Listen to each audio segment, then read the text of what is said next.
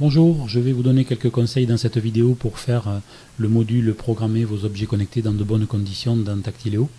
Donc je me suis connecté sur mon espace Tactileo en tant qu'élève et je trouve dans le dossier à faire le module qui s'intitule donc programmer vos objets connectés. Je clique pour démarrer ce module. Je passe l'écran de départ. Les indications habituelles qui m'indiquent que ce module n'est pas chronométré, comment je peux revenir en arrière, en avant. Alors, dans les pages suivantes, tu vas accéder au site Castor Informatique pour réaliser un premier parcours sur la programmation des objets connectés. Ok, j'ai compris l'objectif de ce module. Pour t'entraîner, tu devras sélectionner le langage de programmation Blockly. Ok, j'utiliserai Blockly. Entre chaque question, tu dois utiliser le bouton en haut de la page retour à la liste des questions. Ok, je le vois, il est ici. Oui, je sais ce que je dois faire. En cas de problème, tu peux aussi réaliser cet entraînement à l'extérieur du module. Bon, je crois qu'il y a deux liens ici. Oui, je sais quoi faire en cas de problème. Bon, on y va, c'est ma première visite, un code d'accès me sera donné, que je devrais conserver. Donc effectivement, je vais utiliser ce bouton, c'est la première fois que je me connecte. Ok, pense à bien noter ton code d'accès. C'est ce que je vais faire immédiatement. Donc je me rappelle qu'on m'a demandé d'utiliser Blockly et de bien noter mon code d'accès. Bon, je suis un peu feignant, je vais faire un copier-coller, donc CTRL-C. C'est là qu'il faut absolument faire attention de ne pas passer à la diapositive suivante, mais tout le travail va se passer maintenant dans cet espace, dans cette diapositive-là. Donc j'ai bien noté le code et je peux commencer mon épreuve.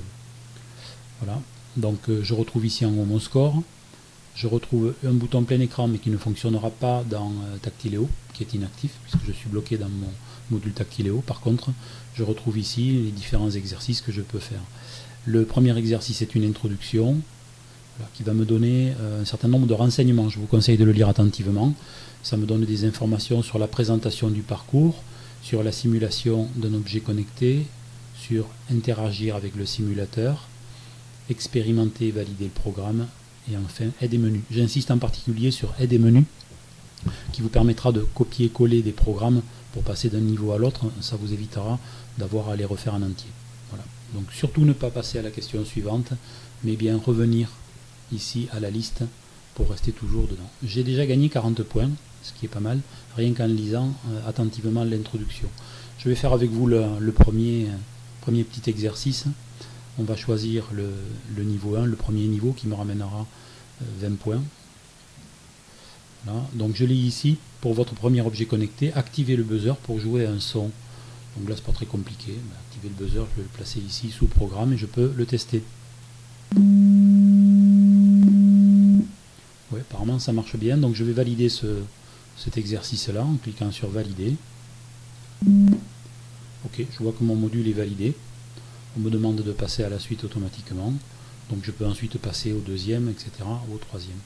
Lorsque je suis bloqué, je peux changer d'exercice en revenant ici à l'accueil.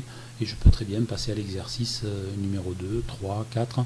Je vous conseille quand même de les faire dans l'ordre, puisqu'ils sont assez progressifs, le dernier étant le plus compliqué. Voilà, pour l'instant, je suis à 60 points.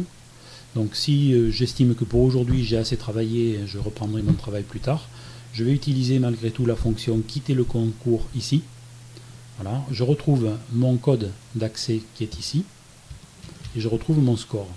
À partir de là, je peux terminer mon module Tactileo. Mon code d'accès qui m'est demandé, je peux le redonner ici. Le nombre de points, 40.